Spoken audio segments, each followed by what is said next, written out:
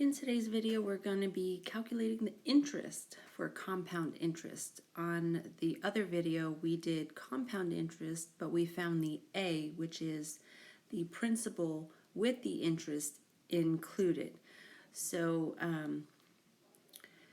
remember, compound interest earnings are calculated on the original amount plus accumulated interest.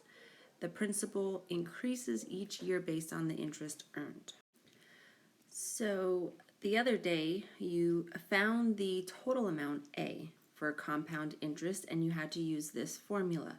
Well, in order to do compound interest, you're first always going to have to calculate the A, and then you either are finished at that point or you have to do an additional step. Now, I did provide a new calculator this week to try to use.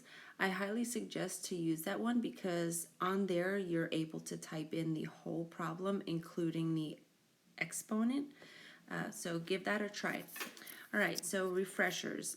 A is the total amount or the total account balance. P is your principal. That's the money you borrowed or invested. R is the rate of interest, and remember it has to be changed to its decimal form, moving that decimal 2 places to the left. T is your time, and it has to be in years, so if you see it talking about months, you need to divide by 12, and it will turn into years. Okay, so for the new part, today you're going to be just finding the interest only for compound interest. The formula to find the I is the A, which is your total amount that you previously found using the main compound formula.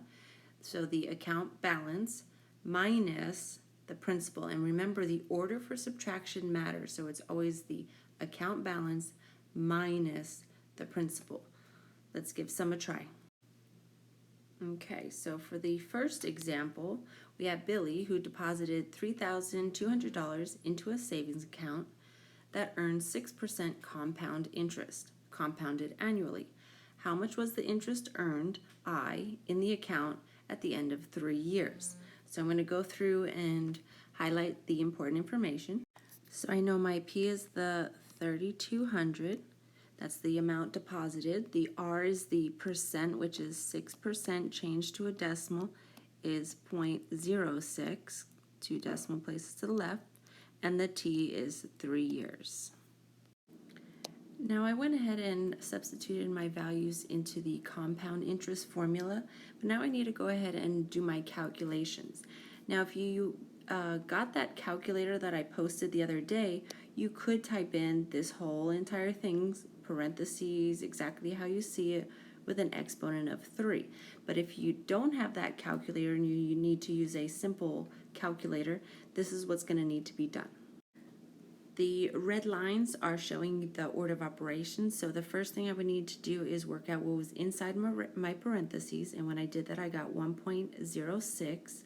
The next thing I need to do is my exponent part, so that means this right here needs to be multiplied out 3 times, so that's what I have right here.